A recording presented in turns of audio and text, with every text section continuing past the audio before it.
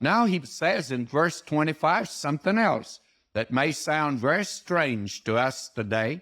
He says, he that loveth his life shall lose it, and he that hateth his life in this world shall keep it unto eternal life. Now, what did he mean when he said that?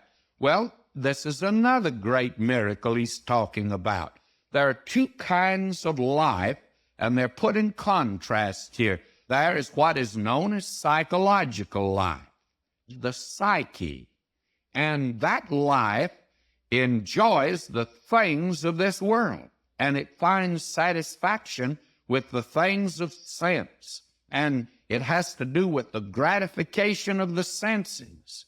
And you can whoop it up, with this life down here. He that loveth his life, that is this physical, natural life that you have.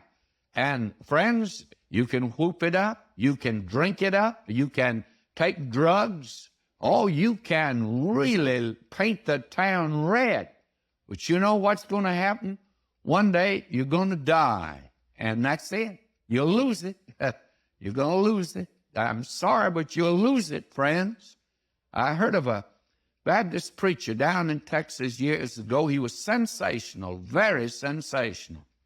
And the rich man of the town, who was a church member, but he had broken every law of God and man, living in sin, drinking, drunkard. And they asked this preacher, he was an outstanding preacher in the town, to preach the funeral. And all the rich came, and there were a lot of them there. It was in an oil section of Texas. A lot of the rich there, they were living high. The fast crowd, the jet set, they were there. Now, this preacher did something I wouldn't do, and maybe I should do it, but I'd never done it. I never would do it. But you know what he did? He preached a gospel message. Then he stepped down to the casket, and he preached on the fact of what sin will do for an individual, that it'll finally send a man to hell. And I tell you, they were getting a little uneasy, those that were sitting there. When he stepped down to the casket, he says, I want you to come up here and look at a man that's already had it. His life's in the past. He's lived it up.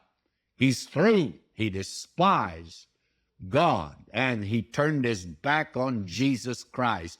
And then he looked at that crowd and he said, this is the way that each one of you going to end up unless you turn to Jesus Christ. Now, friends, that's making it very plain, maybe a little too plain, or maybe it's the way it should be. We need to tell it like it is today.